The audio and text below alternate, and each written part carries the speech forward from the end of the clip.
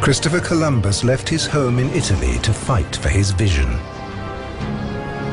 He aimed to sail west to the riches of Asia.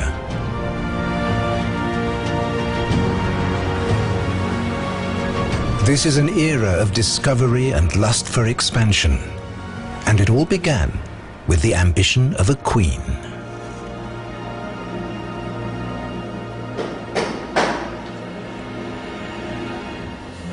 In Europe, the nobles have grown wealthy by trading with the East.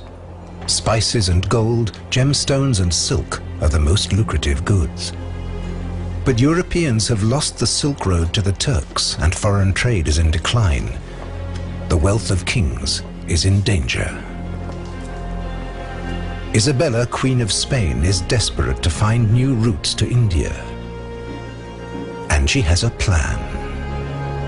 Dejadlo pasar.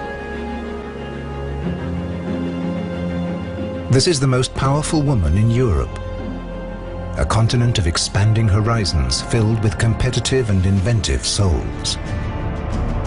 For 500 years they have been building castles, palaces, centers of trade.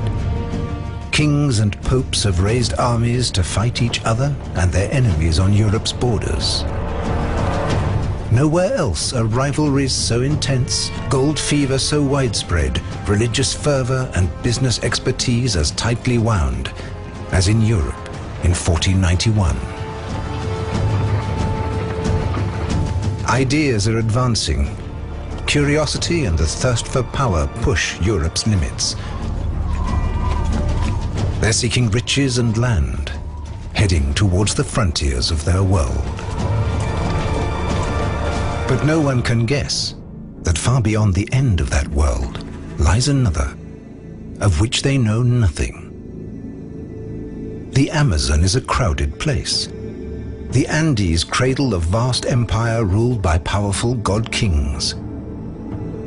Mesoamerica may be the most densely populated place on Earth, home to the most imposing civilizations on the continent. And the Atlantic coast is filled with villages and fields. Along the rivers, great cities are built around monumental plazas and giant earthen mounds. It is an ancient world, inhabited by hunters and gatherers, fishermen and farmers, kings, slaves and soldiers.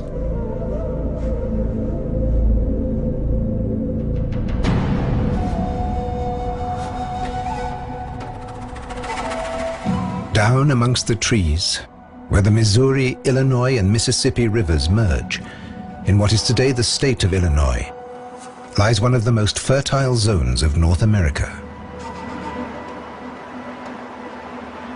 It's home to one of the largest civilizations in the continent.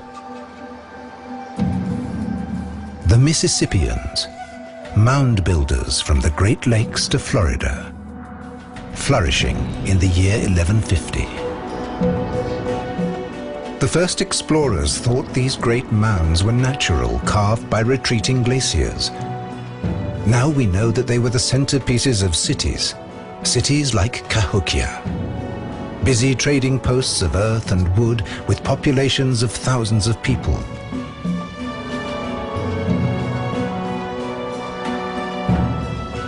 No one knows what they called themselves or what language they spoke. But we do know why they were successful. The Mississippians are farmers. Their staple crop is fuel for the ever-growing population. It is a plant native to the Americas, unknown to the rest of the world. Once they learned to grow it, they could stay in one place. This simple diet translated straight into the energy to build a civilization.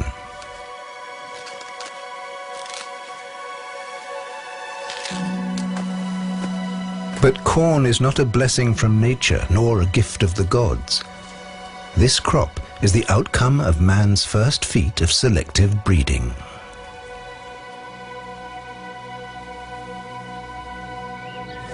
Scientists realized relatively recently that the ability to grow corn is a key to high cultures in the Americas. The staple crop in North America was corn.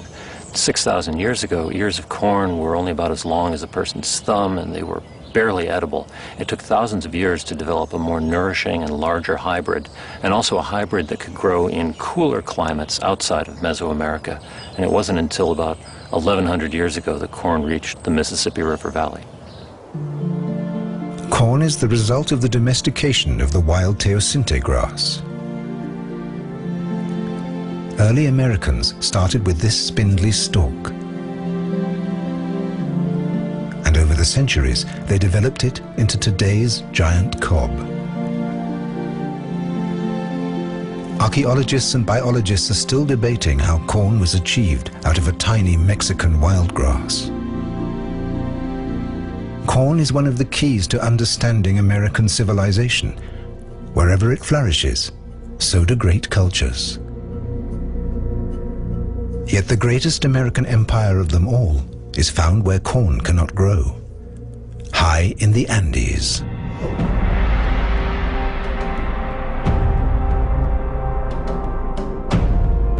The Inca Empire stretches nearly 2,500 miles down the west coast of South America. Incas built palaces, storehouses, and castles in the towering mountains.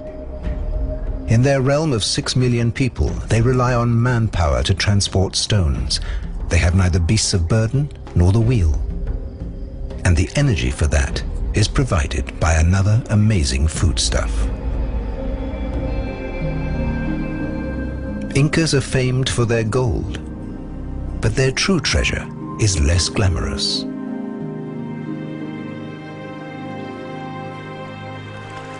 A tuber native to America and unknown in Europe, cultivated here 8,000 years ago in the region around Lake Titicaca in today's Peru and Bolivia, at an altitude of 4,000 meters. What is now a staple food in Europe was a South American invention.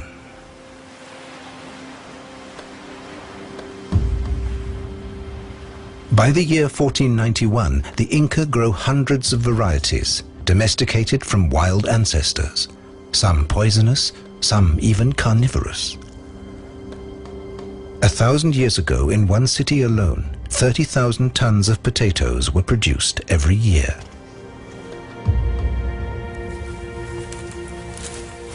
They preserved the tubers by mashing them into a substance called chuño.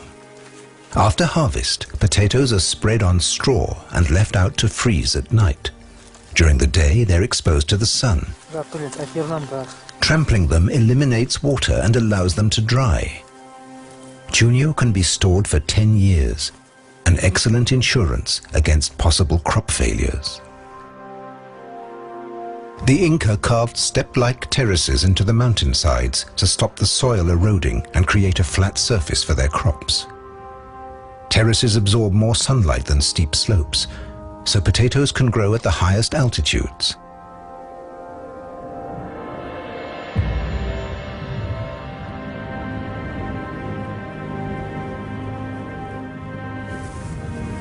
And all this is achieved by manpower alone, using wooden tools.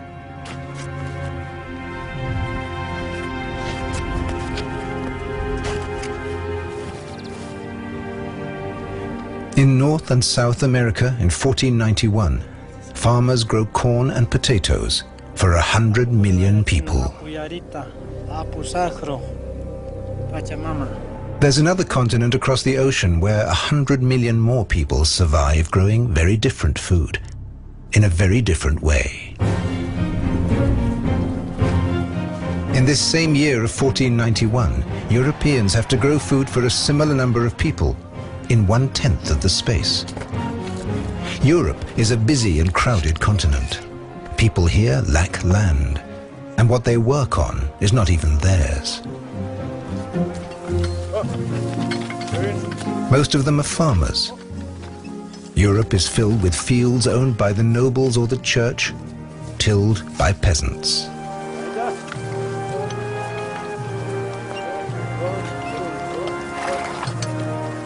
Their main diet is bread and porridge, both made from grains. They plant rye or wheat in winter, oats or barley in the spring, and every third year, the field lies fallow to regenerate.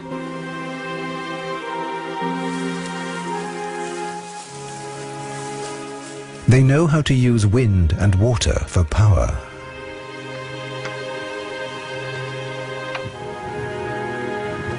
It is heavier work, with higher yields in a smaller space. It is an agricultural revolution, and it allows the European population to thrive.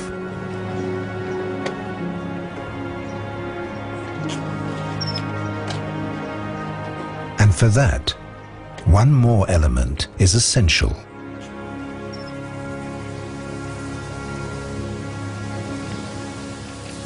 Es gibt zwei große Unterschiede. Der erste, die europäische Landwirtschaft beruht auf Getreide, Weizen, Roggen, die altamerikanische auf Mais. Es gibt aber noch einen anderen Unterschied, aus meiner Sicht fast noch wichtiger. Die alte europäische Landwirtschaft beruht auf einer Kombination von Ackerbau und Viehzucht. Das war bei der altamerikanischen nicht der Fall. Und durch diese Kombination von Ackerbau und Viehzucht besaß unsere Landwirtschaft ökologisch gesehen entscheidende Vorteile. Erstens, durch das Vieh wurden die Felder immer wieder gedüngt, wurde die Fruchtbarkeit erhalten. Und zweitens, vielleicht noch wichtiger, behielt die Landwirtschaft auch ökologische Reserven durch die Notwendigkeit, für das Vieh immer Weidegründe zu haben. Domesticated animals. They make all the difference. America has no cattle, no horses or pigs, no sheep, mules, goats or hens. European horses are beasts of burden. They can pull plows. And cattle provide meat, fur and hides. The domestic pig is a chief source of meat and leather.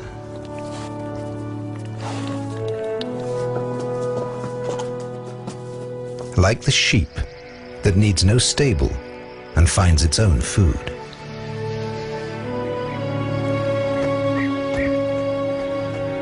Even a mule can pull a cart.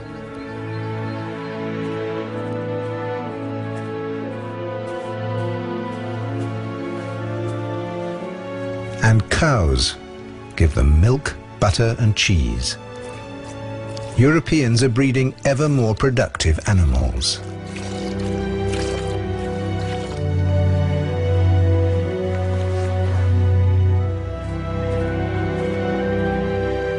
But it's not only people that domesticate animals. By 1491, the Big Five, horses, cattle, goats, pigs and sheep, have domesticated the European landscape. They are essential to Europe's prosperity.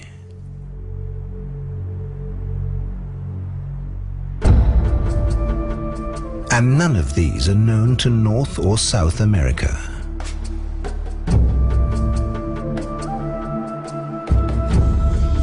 For Inca farmers in the Andes, their chief source of transport and meat is the llama.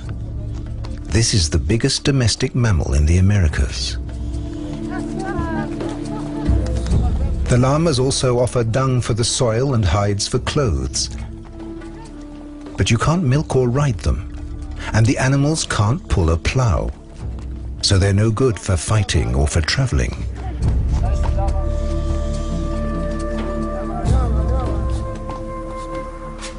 But their wool is one of the best gifts. It's warmer and lighter than sheep's wool, and produces a greater yield.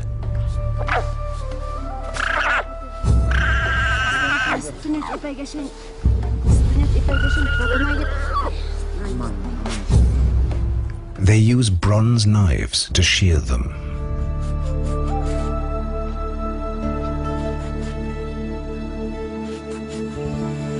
The second principal domesticated animal of the Americas is even smaller.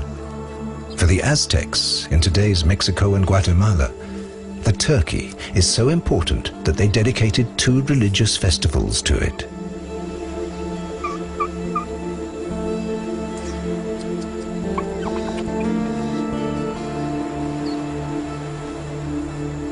Native Americans have so few domesticated animals because the biggest native mammals in the Americas have long since died out.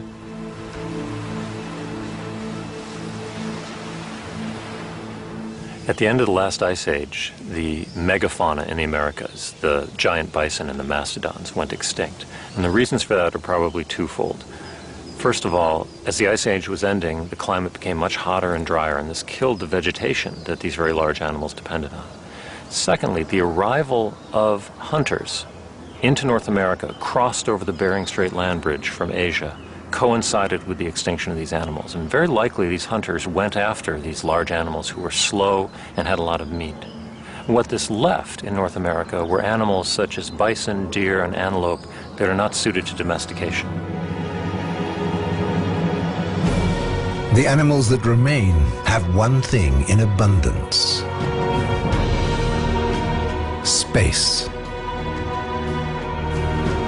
From the glaciers of the Arctic North to the Great Plains of today's Midwest, gigantic herds thunder across North America in search of food.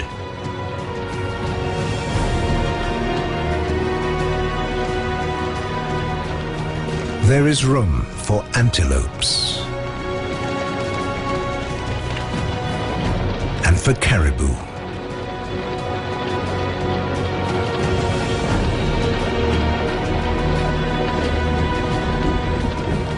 And there is room for bison.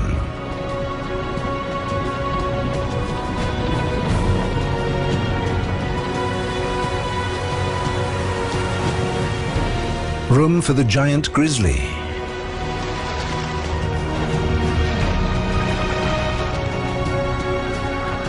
And in the sky above, for flocks of birds that block out the sun. Billions of passenger pigeons, ducks and geese, from horizon to horizon.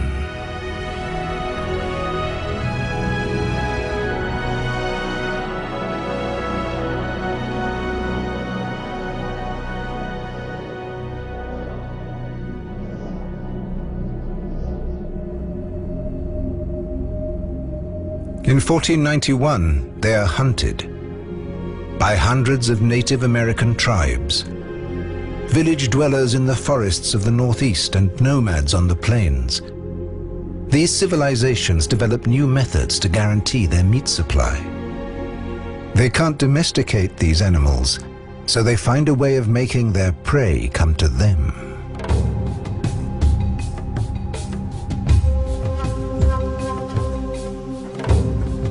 When they notice that grass grows better after being burnt by lightning strikes, they start to burn the prairies themselves. Many tribes such as the Sioux, Cheyenne, Comanche, Shoshone or Blackfoot burn the central plains and the prairies to increase their spread.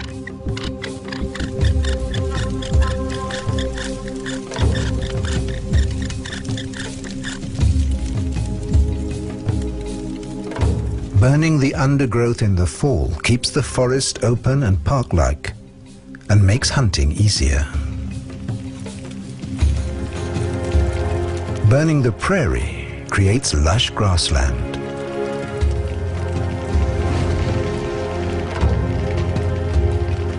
And the prairies cover 20 million square kilometers.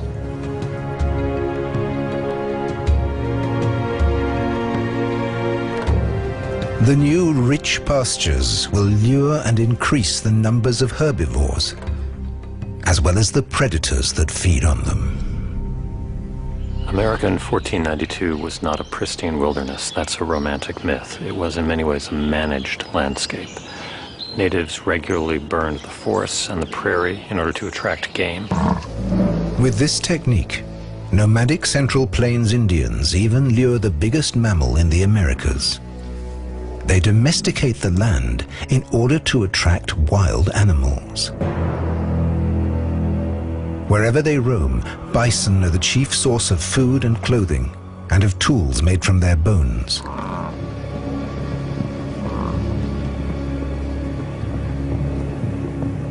The bison thrive.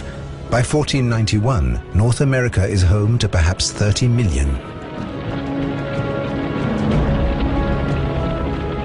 They reign on the prairies from Montana to Texas, pushed east by Native Americans along a path of fire, opening up forest into virgin land.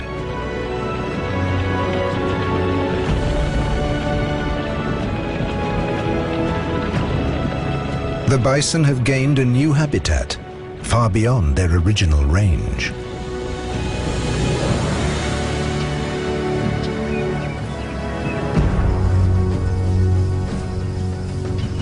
Native Americans have neither guns nor horses. They have to hunt on foot.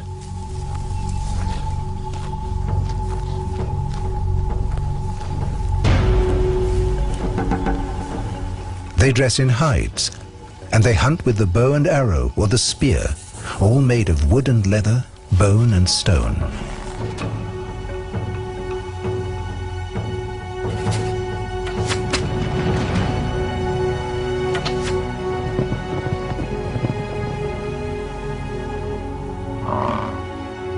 The bison hunt is essential for their survival.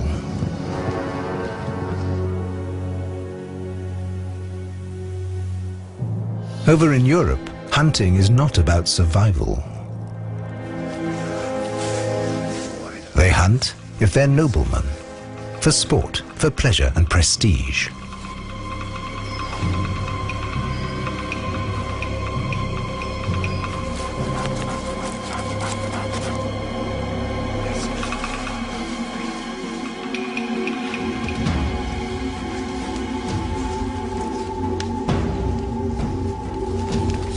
They have guns, but hunting is a ritual carried out with the weapons of a knight.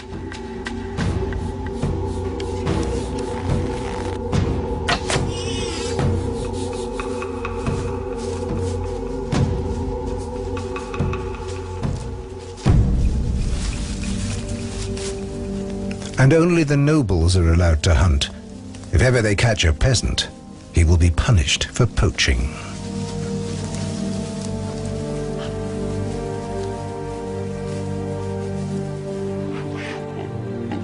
Unlike in America, there's no room here for an abundance of wildlife, for endless herds. Wild animals are retreating into forests. In Europe, the land is man-made. Agriculture and cities push the wildlife back.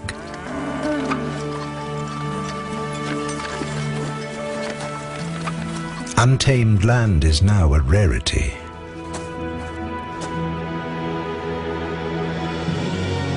But they have one other major food supply. Fish should be a cheap and abundant diet for every social class in Europe. Christianity, the common religion all over Europe in 1491, approves of fish. Eating meat is banned on more than 100 days a year. The demand for fish is huge.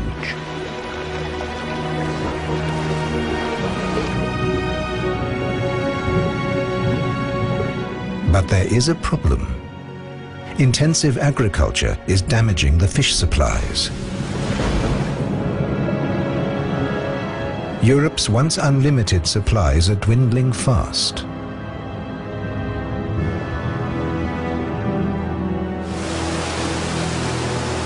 What happened to the fish stocks in Europe? As people started to grow crops and cut back the wild woods, this released huge amounts of sediment into the watercourses, which changed them from being fast, clear-flowing rivers and streams into slow, turbid rivers and streams. And the freshwater fish found a problem with this, particularly migratory species that came up from the sea to spawn in rivers, animals like salmon and sturgeon. There was another factor which also cut down the supplies of these migratory fish, and that was that people started to build dams along rivers, and when that happened, the migration runs were blocked and the populations declined. Once they had emptied and polluted their lakes and rivers, they turned to the sea. For the first time, they started intensive sea fishing.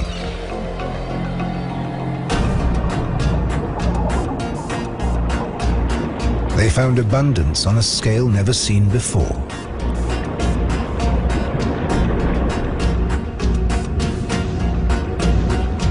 And they exploited it. Cod and herring from the North Sea were the first to be fished. Every 5 years, catches doubled.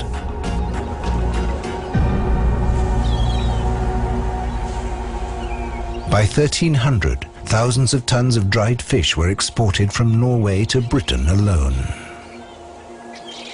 In the Middle Ages, the seas of Europe were very little exploited until around the 11th century, when freshwater supplies declined. And people went to the sea for the first time, and they discovered very large populations of fish, animals like cod and skates and halibut and turbot, and they were able to catch as much fish really as they wanted. For hundreds of years after that, all the way through to the 18th and 19th centuries, supplies of marine fish seemed inexhaustible within Europe, and we were able to obtain what we needed. But later on, towards the end of the 19th century, industrialized fishing began, and we saw supplies begin to be depleted. But this is 1491. Europe's lakes and rivers are now empty and dirty.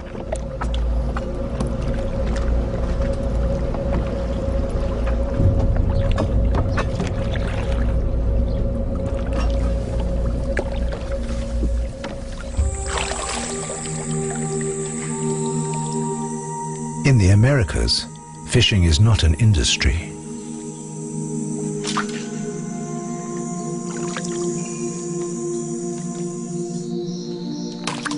They don't need it. Fish are for the taking. Their rivers are not used for power and are not affected by farming.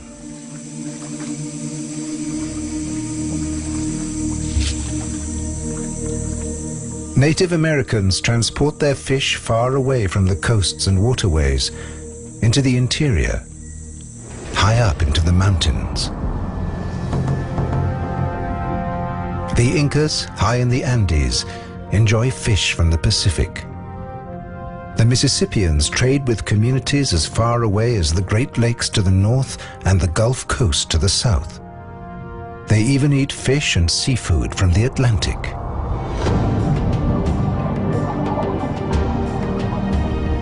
Here too there is space for abundance. The waters teem with fish and with whales, dolphins, and manatees.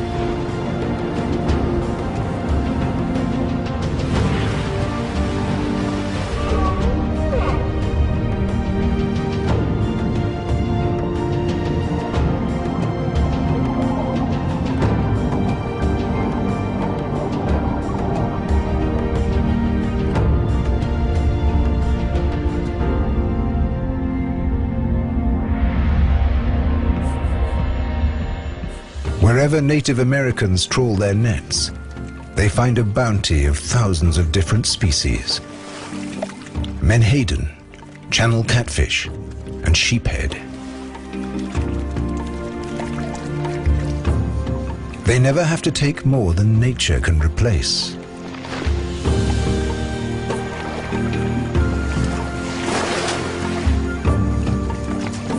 North and South America look like a primitive paradise.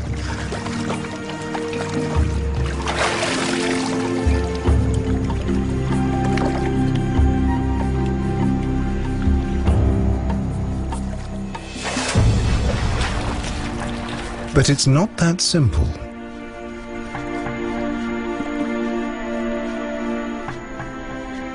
The greatest numbers of fish live in the Amazon, the largest river in the Americas, and the most voluminous in the world.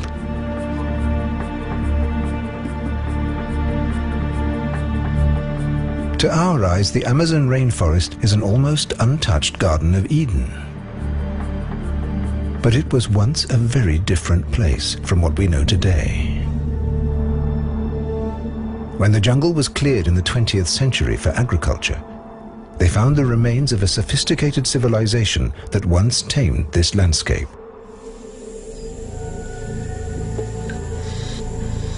In 1491, this area is home to thousands of people. They tend orchards with all kinds of fruits, papaya, mango, cocoa, with nuts and palms. They speak many different languages and live in many different social systems.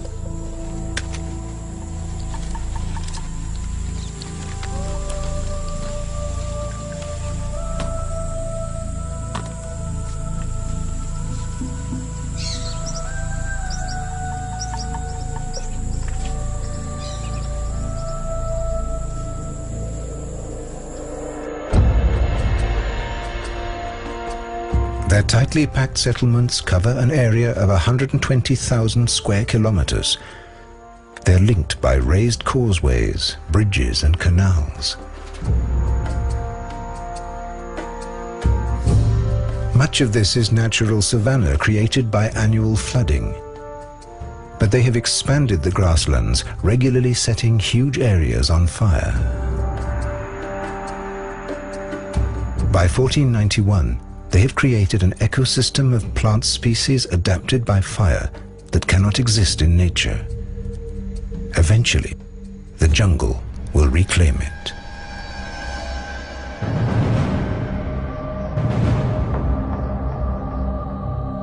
Further north in what is now New Mexico, it looks like no humans could ever have lived here. Today, it is one of the most arid zones on the continent. The Chaco Canyon. There is no vegetation, no water, and there are no animals to be seen. And it was already like this in 1491. But once, this area looked completely different. This is the story of a civilization that developed as far as it could, used its resources as well as it could, and still declined.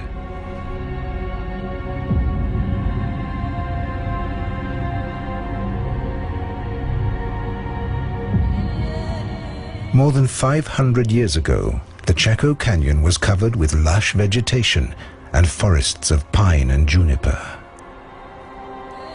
This fertile area was home to the Anasazi. From the year 700 on, the Anasazi built the highest and largest buildings in North America. One is several stories high and has 800 rooms that overlook the majestic canyon. 1,000 people lived here. They had no beasts of burden to transport materials. Thousands of felled trees were dragged down to the Chaco Canyon on men's bare backs. There is no account of their lives or of their disappearance. But environmental historians can tell us what happened. By counting tree rings and analyzing rat nests.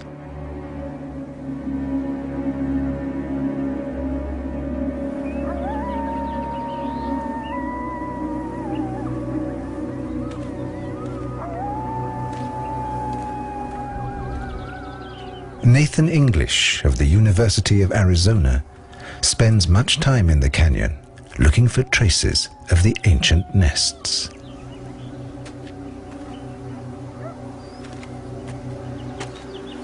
Our interest in Chaco Canyon is to learn more about how the ancestral Puebloans live, and there's a number of ways we can do that. We can do that through traditional archaeology, where we dig up ruins and sites, or we can also look at what the environment was like around the ancestral Puebloans. And the way we do that is by looking at pack rat middens.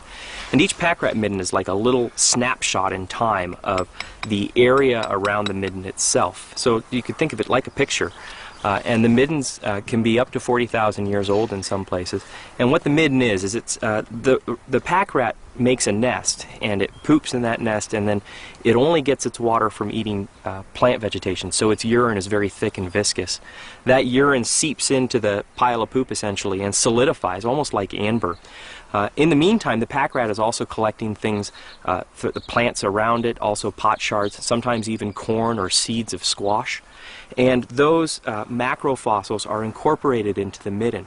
So we go out, we collect the midden, and then we examine the macrofossils in that midden to look at what the ecology around that midden was like at that time.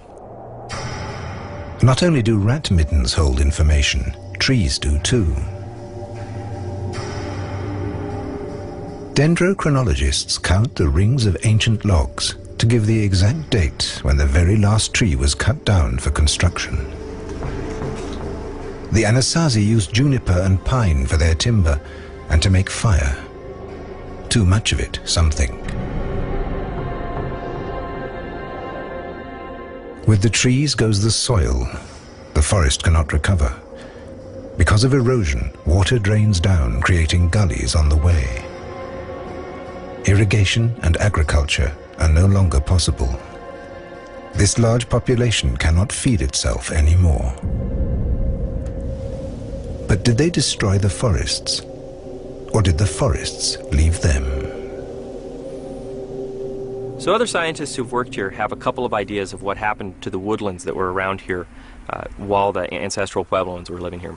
The first idea is that natural climate change caused the margin of the woodland to move further north and off-site. The second idea is that there were a lot of people living here and they over-harvested the wood. We are on the edge of this pinyon juniper woodland, and so it's really possible that just natural climate change would have caused it to move back. But it's also, we know that the people were harvesting wood for fuel and for timber, and so it's likely that a combination of the two things are what led to the loss of forest in this area. The year 1130 rolls around. It's one of the driest of years. The Anasazi have survived previous droughts, but the population has increased greatly, and there's no suitable territory to expand into. Without rain, it's impossible to grow enough to support the population. No agriculture means no culture. The Chaco Canyon is abandoned.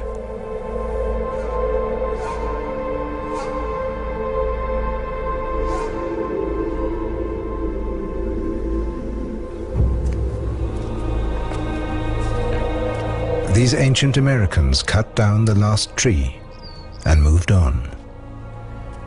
Using Stone Age tools, they helped destroy the ecological balance of a whole region. It's a myth that Native Americans always lived in harmony with nature.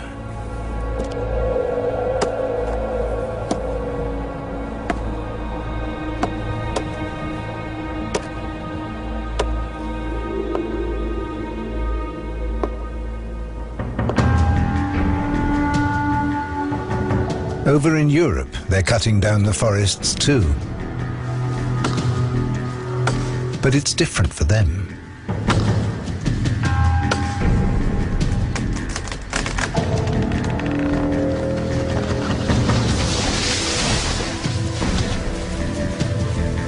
Their growing population needs more food and more space to grow it. And they badly need the wood.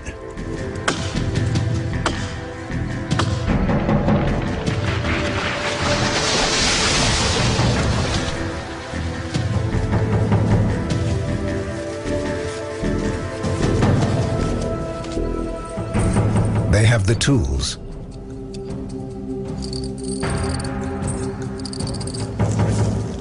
They have the transport. And they have the energy. But they're beginning to run out of space and time. Only wood can help them move forward. Wood has a special meaning in 1491. Das Mittelalter war genau besehen ein hölzernes Zeitalter. Überall stößt man auf Holz, sobald man genau hinguckt. Holz war im Mittelalter der wichtigste Baustoff, der wichtigste Werkstoff und der wichtigste Brennstoff, der alleinige Brennstoff im Grunde. Man hatte noch kaum Kohle. It is an era of competition And wars use up forests too. Whole armies are equipped with bows of yew wood. The yew tree is almost exterminated in Europe. Armies need iron weapons, and smelting ovens burn day and night, fueled with wood.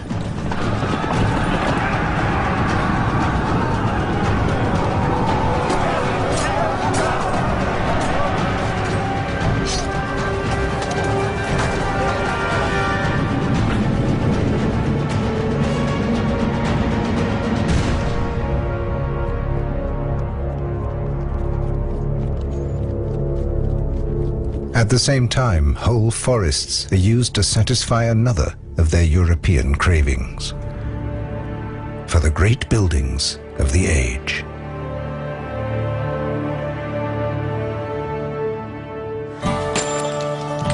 The cathedrals in the cities are made of stone, yet they absorb millions of logs for their bases and frames. Larches are needed for roof supports. Solid logs of oak, alder and elm are sunk into the ground to create foundations. Wood is indispensable for pillars and ceilings, posts and roof panels, axe handles and cartwheels.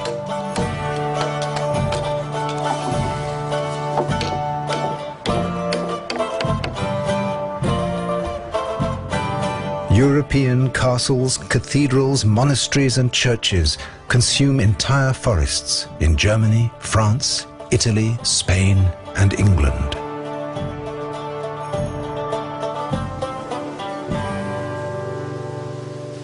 But who owns the European forests? And who is making money with them? Wem der Wald gehört, war im Mittelalter noch nicht geklärt. Und kein Wunder, dass alle großen sozialen Kämpfe des Mittelalters auch im Wald, am Wald und um den Wald ausgetragen wurden. Der Adel, die Landesherren waren am Wald vor allem als Jagdgebiet interessiert. Für die Bauern dagegen war der Wald lebenswichtig. Sie konnten ohne den Wald nicht leben. Sie brauchten den Wald als Weidegebiet und für viele andere Zwecke auch noch. In this competition for timber, those who have money make the rules.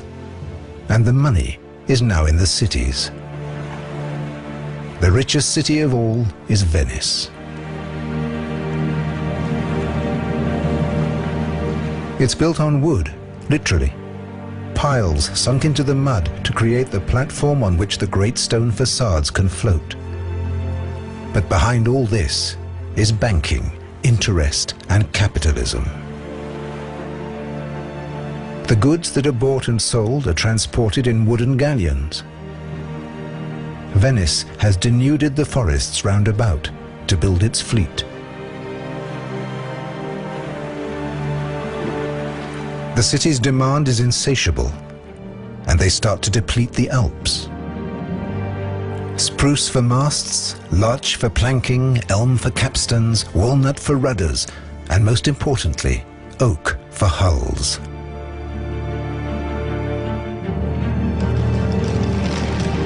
When that is not enough, they cut a swathe across Europe, all the way from the Adriatic to the Baltic.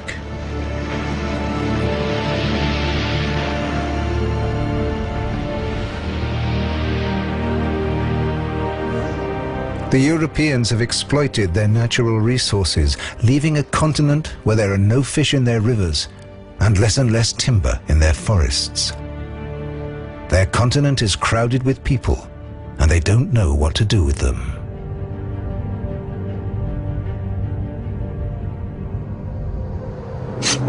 Nowhere else in the world are rivalries between princes and kings as intense, curiosity and greed as widespread, and religious fervor and business expertise as tightly wound as in Europe in 1491. And for the first time, the common people have a hunger for new ideas. The printing press is invented, books take hold, and literacy spreads. But where do they go from here?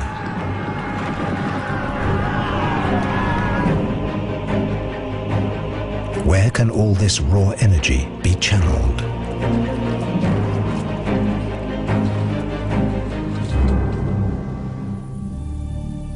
This is the time when European kings and queens send explorers beyond the horizon to expand and enhance their power. Some explorers go around Africa to find the sea route to Asia. One has the vision to sail west to arrive in the east.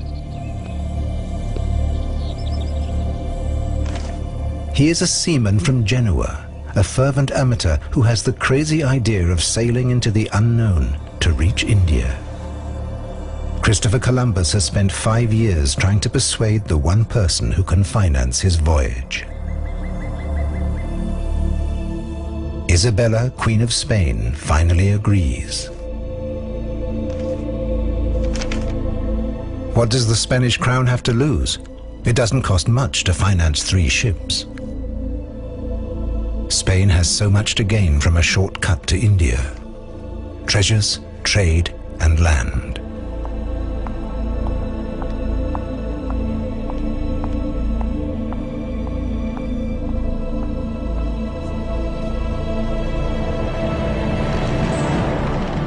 At first, no one wants to board his ship. Finally, he drags together a motley crew of 87 men, illiterates, petty criminals, even murderers, who choose probable death at sea in preference to the gallows. Many are soldiers with nothing to do since Spain expelled the Moors just months before. Now they're soldiers of fortune.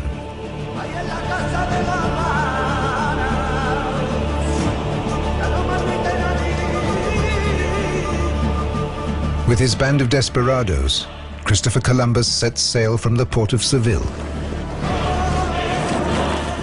It is the summer of 1492. He has promised the Queen and his crew that they will be in India in 6 weeks.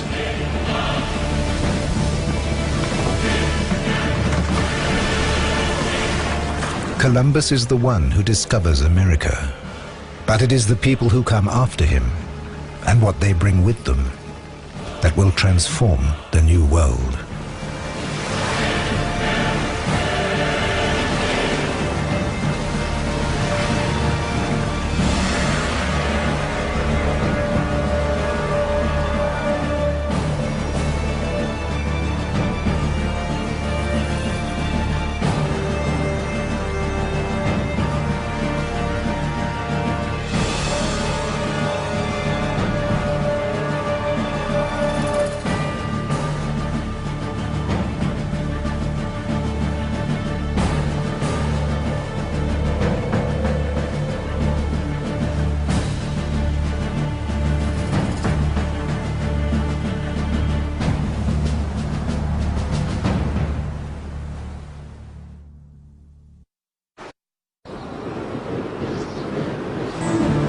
A man has a crazy idea.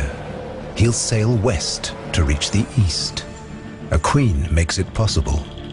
Christopher Columbus and his band of desperados set sail in 1492. Aiming for India, they find a new world. A vast continent of 100 million people and ancient civilizations.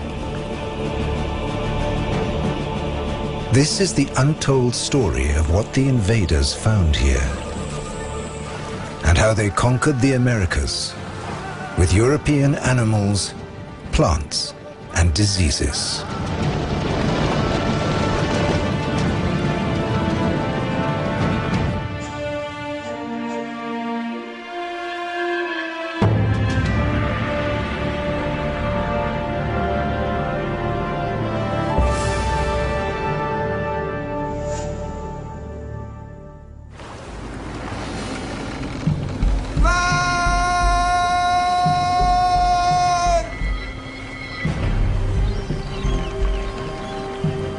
It is October the 12th, 1492, when Columbus sights land.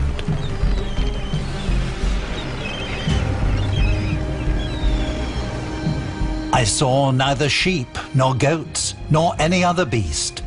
All the trees were as different from ours as day from night, and so the herbage, the rocks, and all things. 3 Spanish ships sail west for 3 months in search of India. Then finally they arrive. 87 men, among them conquistadors, pig farmers, murderers. But this is not Asia. It is an island in the Caribbean. They have no idea that they have come to a new world.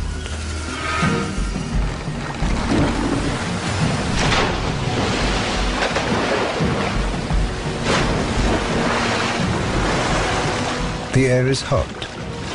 The water is warm. They have survived the voyage and have found land for the Spanish crown and in the name of God. They are exhausted, tired but thankful.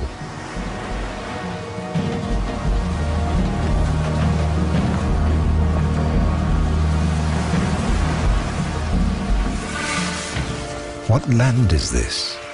Where are the ports, the cities, the ships and traders they expected? The natives have seen many people arrive from the sea, other tribes, but no one like this.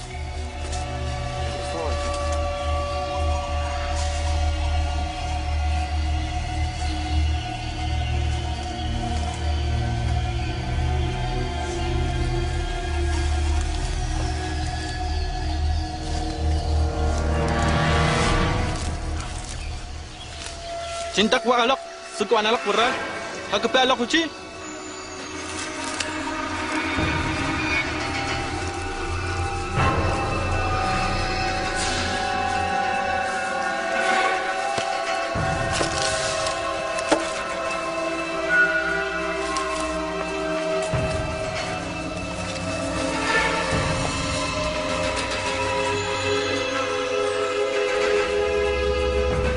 They will both soon discover that this is just the beginning. Columbus and his men stay for 3 months in the Bahamas and have no idea that they are on the edge of 2 great continents. About 10 times as large as Europe.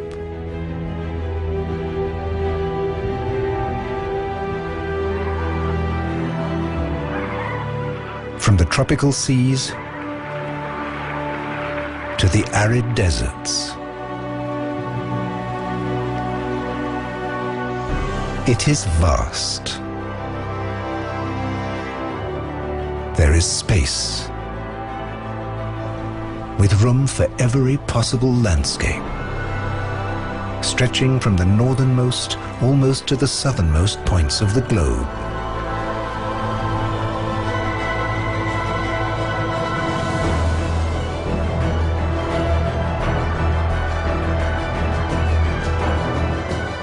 They will find animals and plants they have never seen before. Bison on the prairie. Great herds of antelope and caribou in the mountains of the north. They look as though they are living in pristine, untouched countryside. But this is a managed land by the inhabitants of America.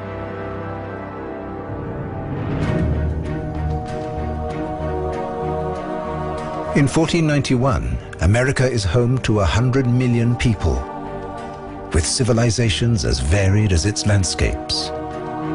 Not only hunters and gatherers, but fishermen and farmers, kings, soldiers, and slaves.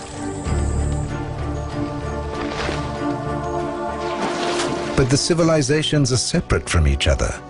There are no books, no wheels to help them communicate. They know nothing of each other. Northern tribes have never met the cultures in the canyons, and these have never seen the huge settlements along the Amazon.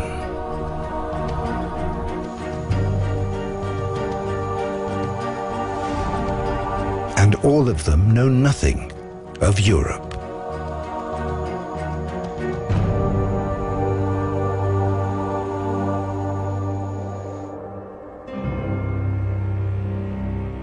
It is Isabella, Queen of Spain, who made Columbus's voyage possible.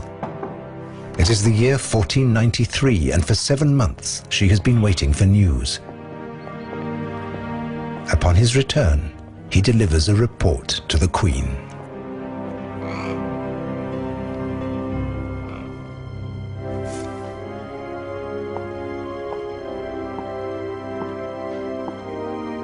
In a few pages, Columbus describes the paradise he has found in her name.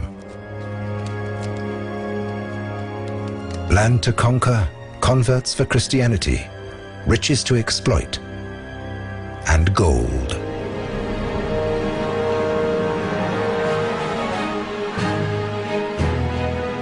In Europe, no news stays local for long.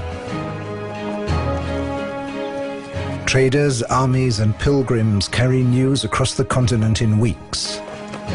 Columbus's letter is translated, copied, and becomes a bestseller. Now, many Europeans are aching for their share of the treasures. A few months later in Spain, men are moving towards the ports of the Atlantic and the Mediterranean.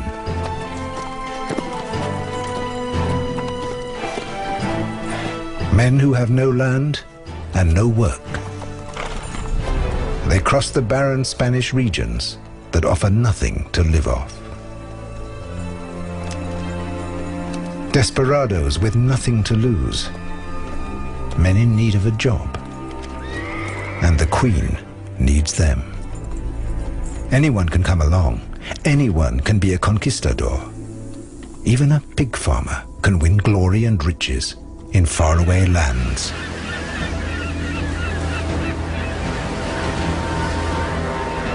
In 1493, 17 ships arrive in the New World on an island in the Caribbean Sea, carrying 1,200 Spaniards. Columbus's second voyage begins a stampede of Spanish exploration and conquest. Some will go south, some to the Andes, some along the Mississippi. It is the conquest of the Americas, driven by greed, carrying weapons, and with one animal that does not exist on this continent. With the horse, the Spanish are able to annihilate whole empires in just a few decades. Within 40 years, the Inca in the Andes fall to Pizarro.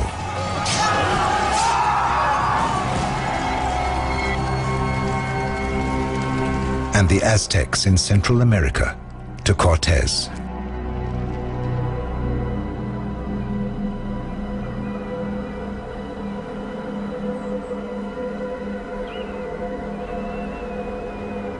Where in 1491 there were towns and cities inhabited by millions of people, the Spaniards leave only ruins.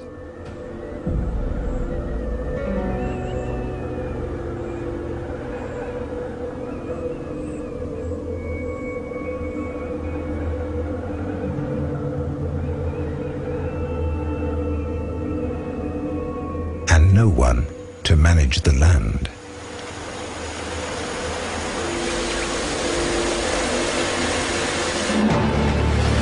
Spanish explorers invade the Americas and bring with them the horse. First brought to the Caribbean islands, these animals reproduce and spread in the New World as fast as the wind. Horses have not been seen here since the Ice Age. Now they're back. It's as though the landscape has been waiting for them.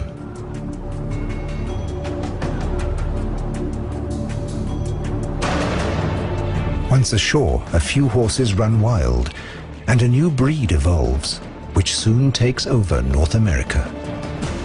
The Mustang.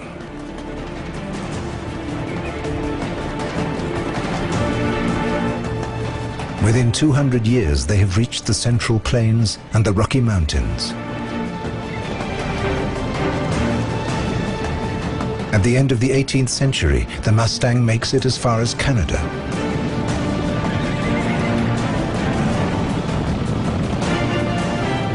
150 years later, there may be 7 million wild horses in North America.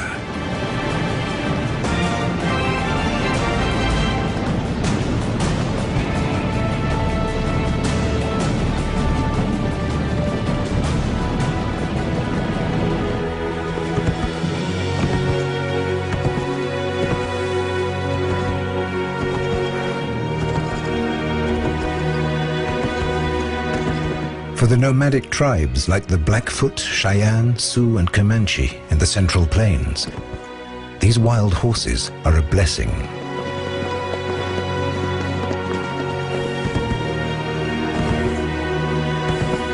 What they used to do on foot, fighting, hunting, traveling, they can now do on the backs of wild horses from Europe. It transforms their lives.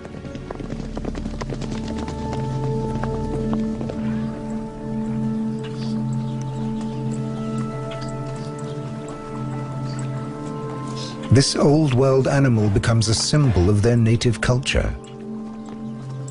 Although the horse once came from across the Atlantic, it is now an image of nomadic America.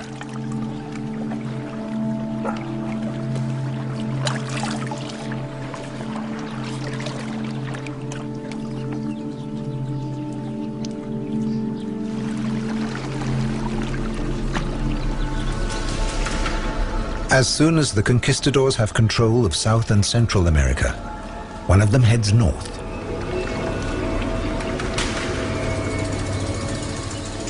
Hernando de Soto travels from Florida up the Mississippi River, looking for gold.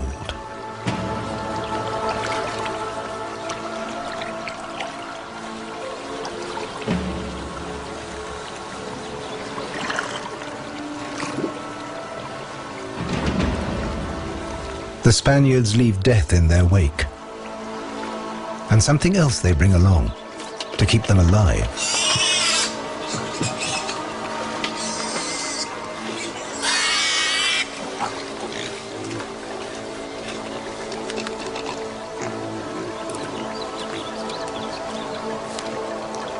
As they journey through unknown jungles, the pigs help them survive. They are the perfect source of food. They don't take up much space in the boats.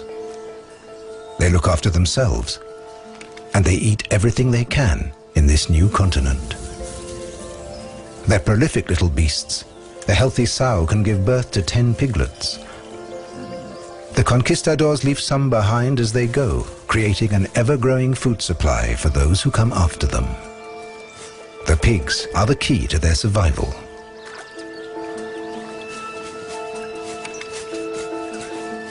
But to Native Americans, they are a curse.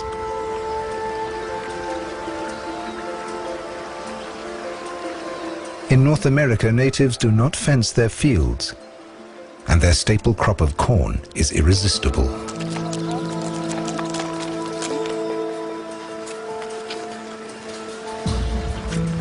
It seems the Indians have no idea how to fight this plague of pigs.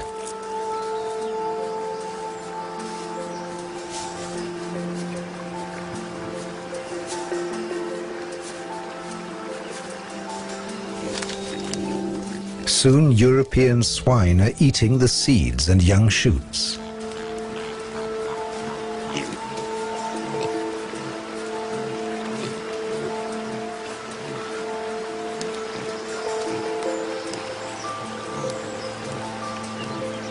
Only a few generations after running wild, the animal becomes very different from the typical farm pig. It grows tusks and gets bigger and aggressive. What began with a few pigs becomes a daily nightmare for the Native Americans. As well as the horse, Columbus had brought 8 pigs to America on his second voyage. Within 20 years, there are 30,000 pigs on the island of Cuba alone. They multiply, conquering the Andes, the Amazon, and North America. But the Spaniard, his horse, and his pig would never have been so successful in the conquest of the New World without a hidden passenger.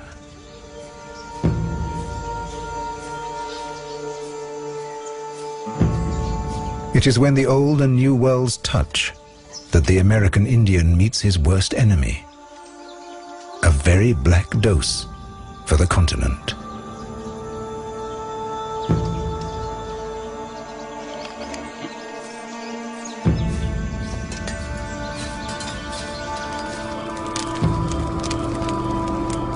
Spanish missionary reports. An epidemic broke out, a sickness of pustules. Large bumps spread on people. Some were entirely covered, on the face, the head, the chest. They lay in their dwellings and sleeping places, no longer able to move or stir. The pustules caused great desolation. Very many people died of them, and many starved to death. No one took care of others any longer.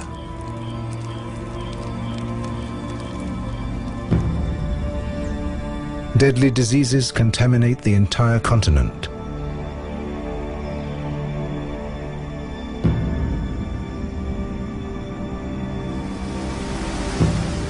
For the natives, writes a chronicler, they are near all dead of the smallpox, so the Lord hath cleared our title to what we possess.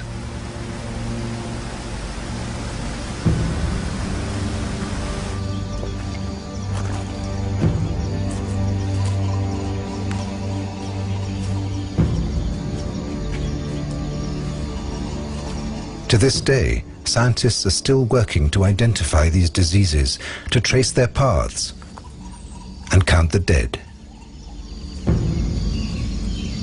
Smallpox was accidentally introduced to the Americas in the 16th century. The smallpox virus is very hardy. In blankets that are used by smallpox victims, the scabs can live for weeks carrying the virus. And smallpox can also pass from host to host on board a transatlantic vessel until it reaches the Americas. And of course, once smallpox reached the Americas, it was introduced to millions of new hosts, human hosts, who had no acquired immunities to these diseases. And so smallpox, together with measles and influenza, had a devastating impact on Native American populations. No one knows exactly what the mortality was. Conservative estimates are about 50%. It was probably closer to 90% or even higher. Through trade between native peoples, diseases spread throughout the whole continent. Many natives die of foreign diseases without ever seeing a European. Microbes move faster than the conquistadors who brought them. Some 50 years after Columbus discovered the Americas, conquistadors and explorers find neither towns nor people. No one stands in their way. Most of the people are dead, and nature reclaims the land. Everything that they now find is pure wilderness, a Garden of Eden without humans.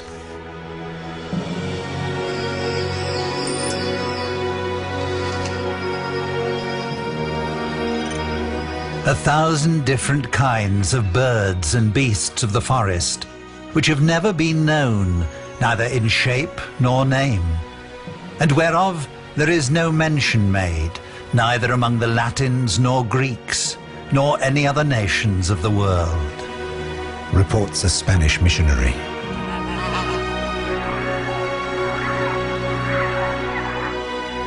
It may be God hath made a new creation of beast.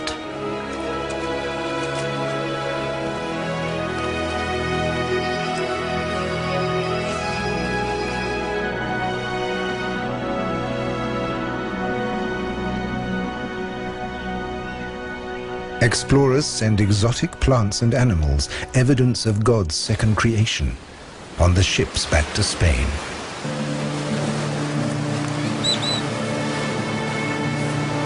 Hombres, cargad. Corn, chili and pumpkins, El ave al frente. domesticated in the New World, unknown in Europe.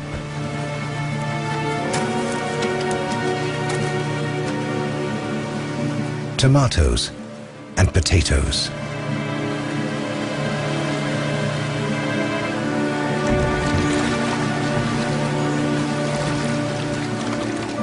But there is an unwelcome passenger on board, an unintentional gift from the natives.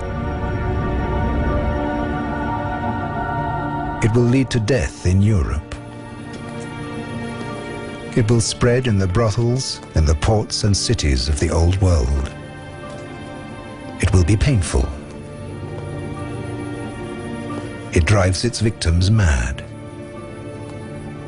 And it can take a long, long time to kill. This is the French pox, or the Spanish sickness, syphilis.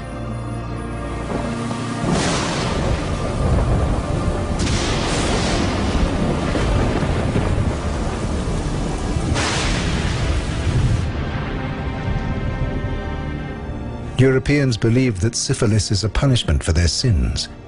They have no idea it comes from America, where more and more of them are desperate to go. And in the 17th century, a new wave of people head to the New World, the settlers. England has defeated Spain to become the new European superpower.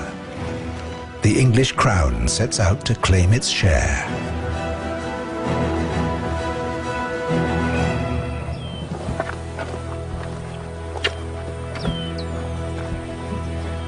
In 1607, the British found a colony on the east coast of North America, in what is now Virginia.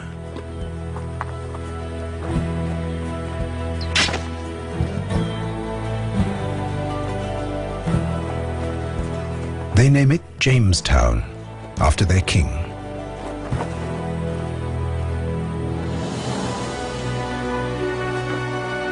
This will become their new world.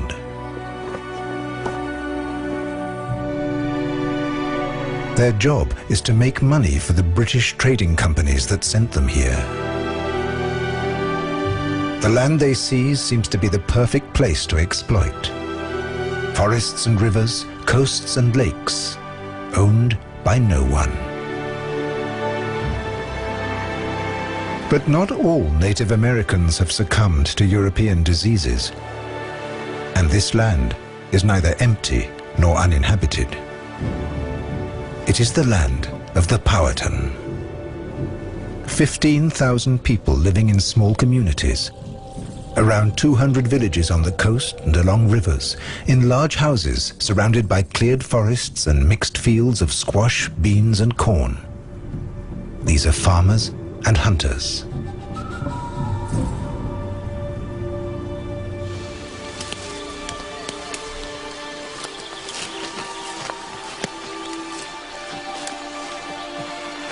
There is no gold, no silver that settlers dream of. Just the land and its people.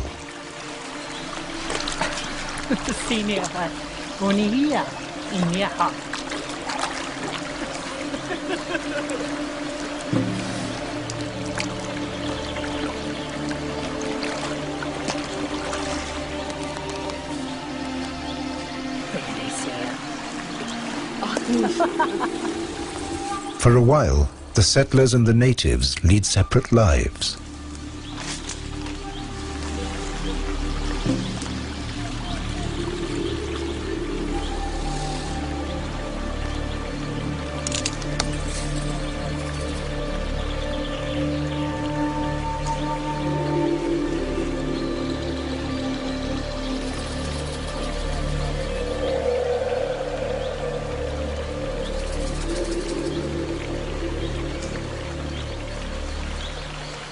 This land is rich with resources that Europe lacks. In the long run, resources that are far more valuable than gold and silver.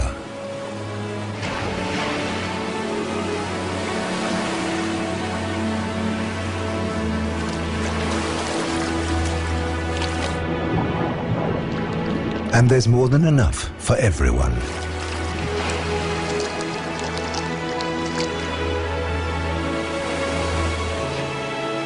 Europeans wanted to travel west to the great empires of Asia. Instead, the new world they found amazed them with its natural abundance.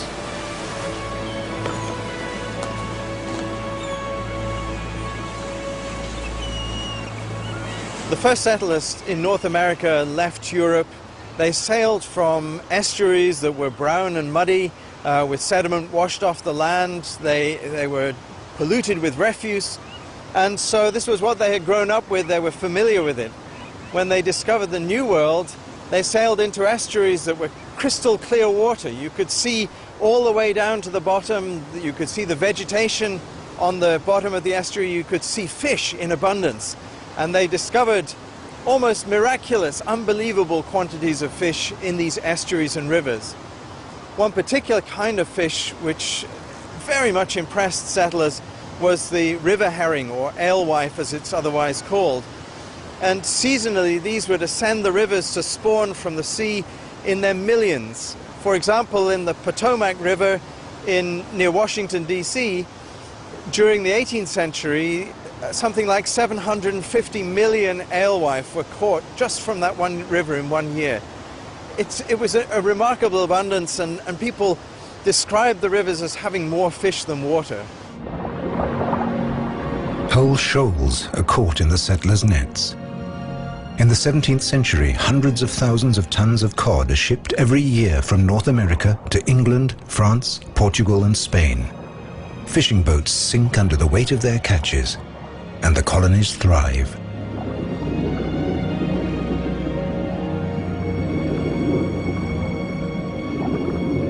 It takes settlers only 200 years to achieve what had taken 1,000 years in Europe: overfishing.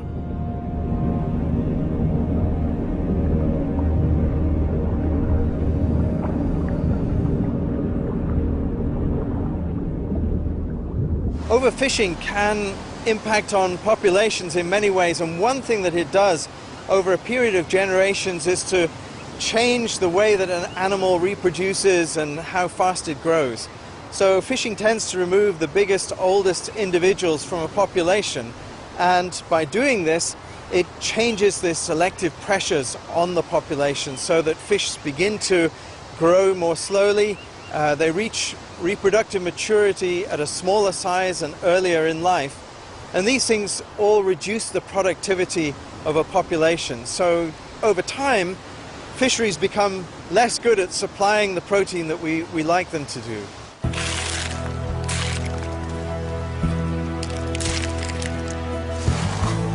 Fish are salted, packed, and sent home for money.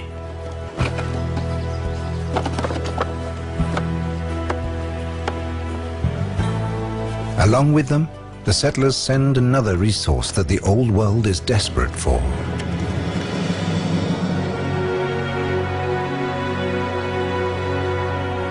There are trees as far as the eye can see, such that a squirrel, starting off at the Atlantic coast, need never touch the ground till he got to the Mississippi. This is so different from the Europe they left behind. They have finally found a replacement for something that is disappearing at home. An infinite, accessible source of the raw material of the age. The forests must fall if the settlers are to succeed.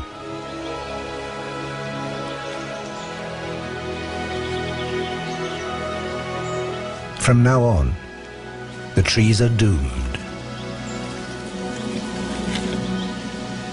Als die ersten Siedler in die neue Welt kamen, fanden sie dort Wälder vor, wie sie sie in Europa noch nie gesehen hatten. Unendliche Wälder mit riesigen Bäumen. Und ihr Vordringen in das Innere des Landes war zugleich ein Kampf gegen den Wald. Die Axt wurde das Wahrzeichen des Yankees. Aber die Wälder waren zugleich auch die größte Ressource des Landes. Mit Holzexport konnte man damals eine Menge Geld verdienen. In Europa waren die Holzpreise teuer geworden.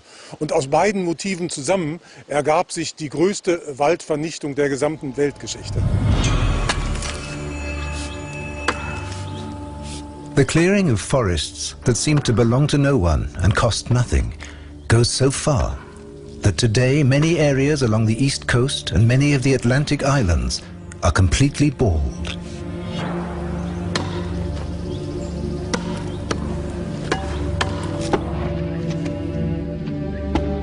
An incredible amount of wood is really squandered in this country for fuel.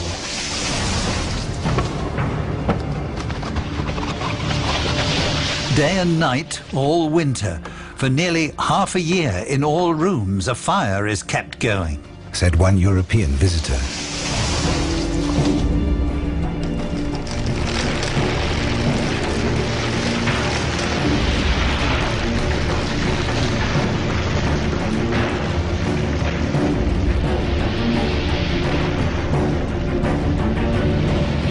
The resources in this vast continent seem to be inexhaustible. But in time, fish stocks will dwindle in the Americas too.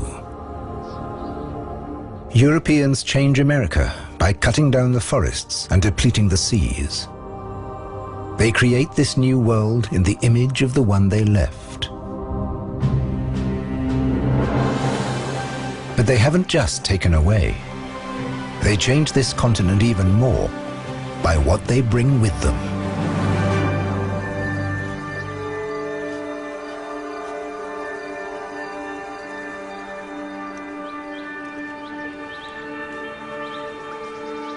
They leave their homes in search of their own land, something most could never dream of in Europe at that time. They come in search of religious freedom, in search of a better life.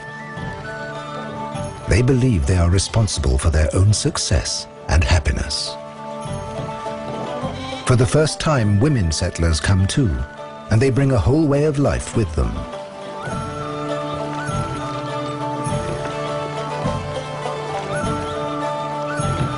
They bring animals and plants that are all new to the American continent.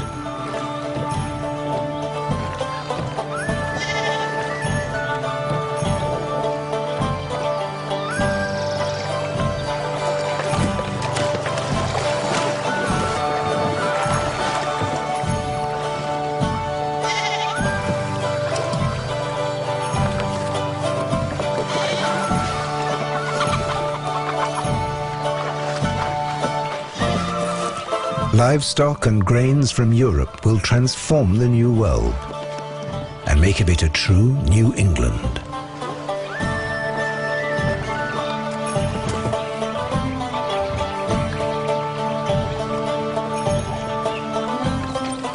With the newly imported plough, they will leave not one piece of land untilled. Domesticated livestock and metal tools never seen on this continent. An environmental revolution takes place. In no time, their European wheat is growing in this foreign soil. Wheat, barley, oats and rye are brought to America. But in the process, some less welcome guests hitch a ride.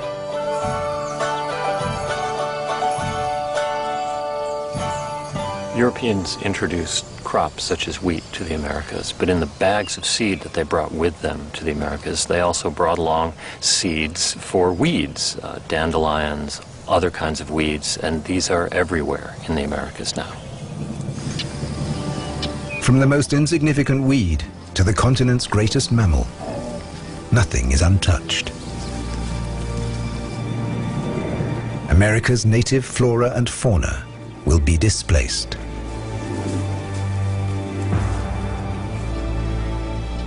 Where the bison once reigned, cattle will soon take over. To the settlers' delight, their livestock multiplies more quickly here than it did in Europe. In a few hundred years, European cows eat away the American grass and trample the soil, depositing their excrement and distributing the seeds of the weeds.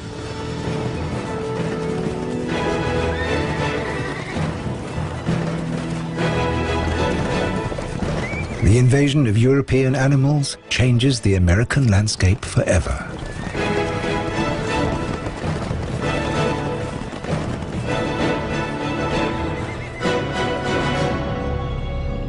Horses, pigs, sheep, goats, chickens, and huge herds of cattle take over North and South America.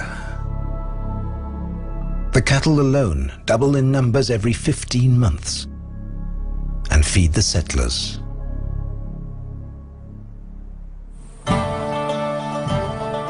The settlers defend themselves inside sturdy forts.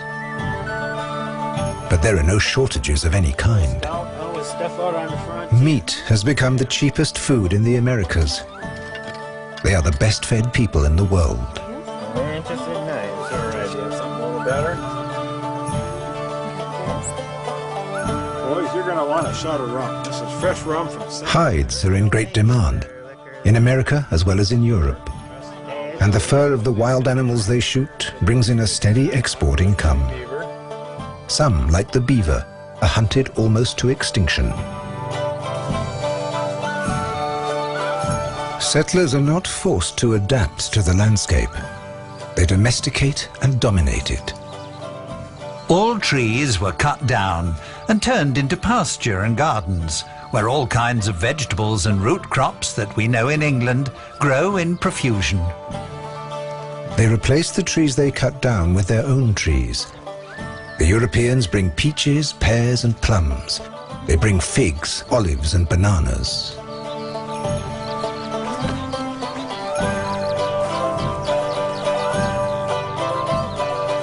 Their trees will flourish.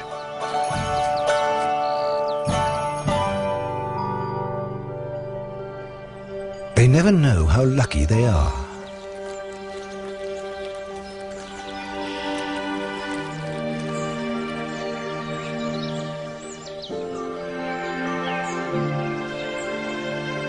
Because the settlers brought bees with them for their honey. The Native American bee pollinates only a few species, but European honeybees can live almost everywhere and will pollinate any plant in sight.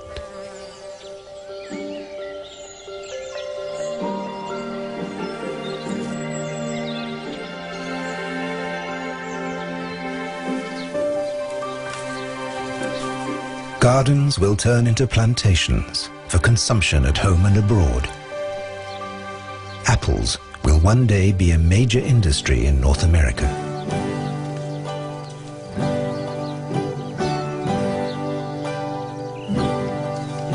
With a yearly harvest of 5 million metric tons, it will lead worldwide exports, all beginning with European seedlings.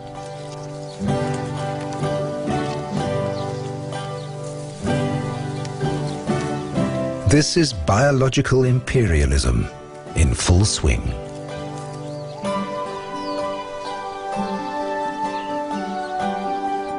Europe's fruits and vegetables have conquered the New World.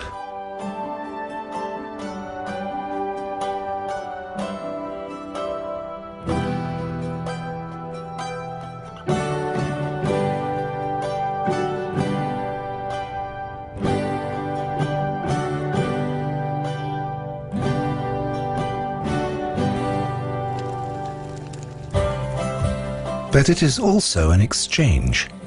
It is the Columbian exchange. European kitchens may not see native meat from America, bison or llama, but New World vegetables will make a big impact.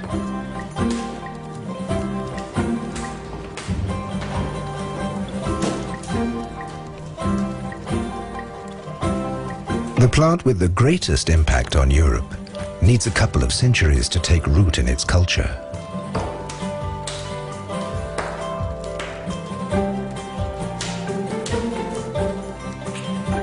This tuber is insipid and mealy. It cannot be classed among the agreeable foodstuffs, but it furnishes abundant and rather wholesome nutrition to men who are content to be nourished. It is justly regarded as flatulent, but what are winds to the vigorous organs of peasants and labourers? Wrote Diderot in his encyclopedia in the 18th century.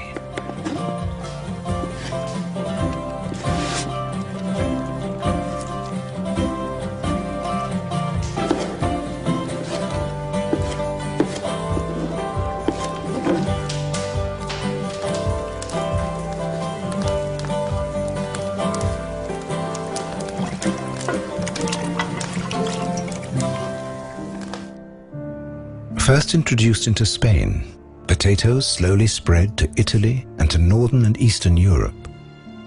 By 1600, the potato has conquered Austria, Holland, France, Switzerland, England, and Germany.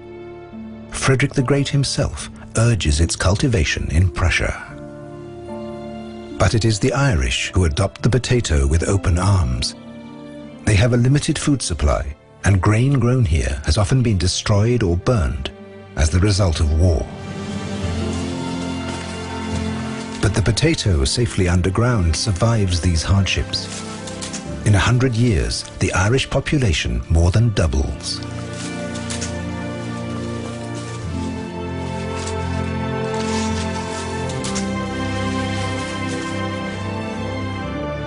And towns like Berlin grow into great cities. By 1700, there is an unprecedented population explosion in Europe, thanks to a plant from the faraway Andes.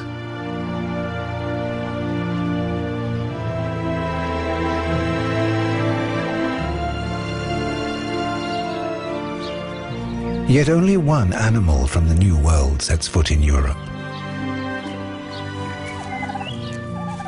The turkey.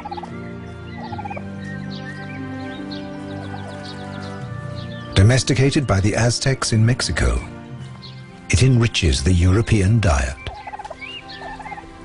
So why was the Columbian Exchange so one-sided? Why did it go primarily in one direction from Europe to America? With the exception of things like potatoes and potato blight, why was Europe not overtaken by American plants and animals? It's difficult to say why something did not happen, but you have to remember that the ecological invasion was a cooperative enterprise, disease and plants and animals working together. And Europe remained densely populated. It didn't have diseases depopulate its people. And so you didn't have niches open up for livestock to graze and then weeds to take over the areas that livestock had overgrazed and trampled. So without that critical part, it worked in one direction primarily.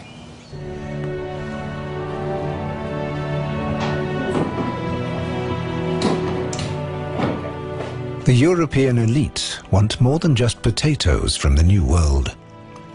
They want luxury products.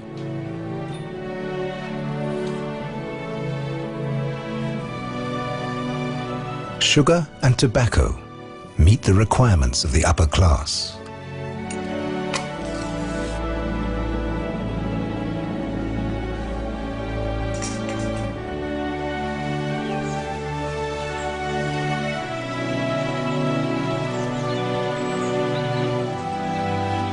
The first British settlers quickly acquire a taste for American tobacco and export large shipments to Europe.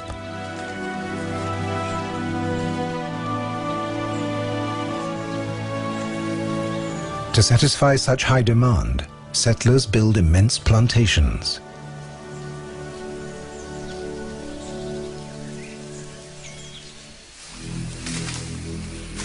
Growing sugar becomes a business on the same scale as tobacco. The new monocultures cover entire landscapes.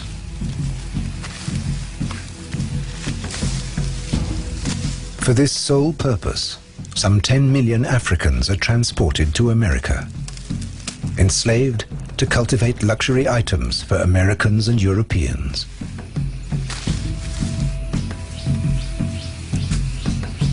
Because of the rapid depopulation of the Americas owing to disease, Europeans faced a shortage of labor in their effort to exploit the resources of the New World, particularly to exploit the soil. So the Europeans, first the Portuguese and then the Dutch and then eventually the English, imported slaves from West Africa to cultivate sugar in the Caribbean and Brazil, tobacco in Virginia, rice in South Carolina, and by the 19th century in mainland North America, cotton. It's no exaggeration to say that these cash commodities produced by slave labor were essential to the export economies of the Americas. By the 18th century, the metamorphosis of much of America is almost complete. New Spain and New England are fully established. Nature has been transformed and is in the hands of man.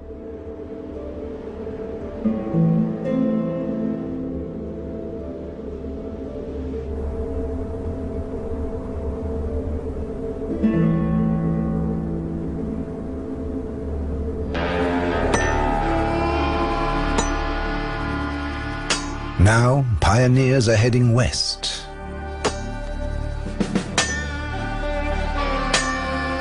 There is still empty land in that direction.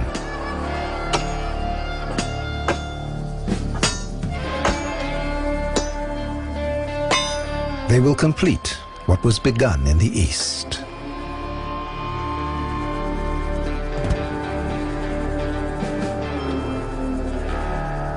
In the creation of the New World, perhaps perhaps 90% of the Native American people died.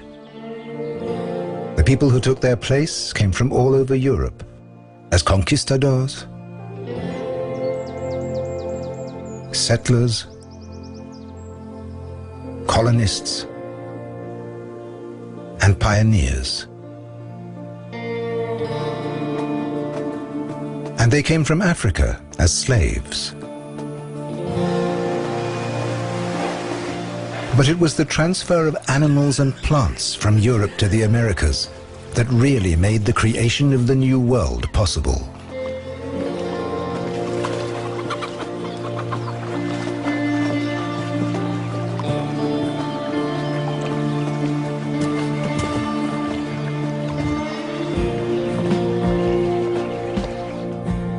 In today's chrome and steel cities, we sometimes seem so cut off from nature that it may be difficult to believe the Columbian Exchange ever happened.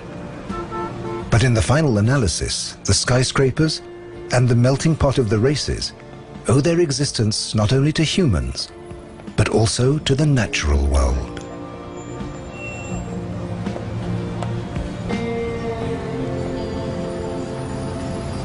People came to the Americas for many reasons. Some came to make money, some came for religious freedom, some came involuntarily as slaves. But those populations took hold in the Americas because of the accident of ecology, because of the microbes, the plants, the animals that they brought with them that gave them an advantage over the people who were already here. And the legacy of the Columbian Exchange is also still largely biological. And that legacy will continue into the future.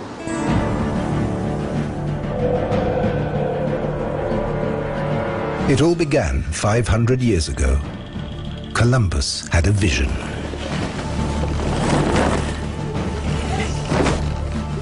And 3 ships set out in a quest for India and found the New World.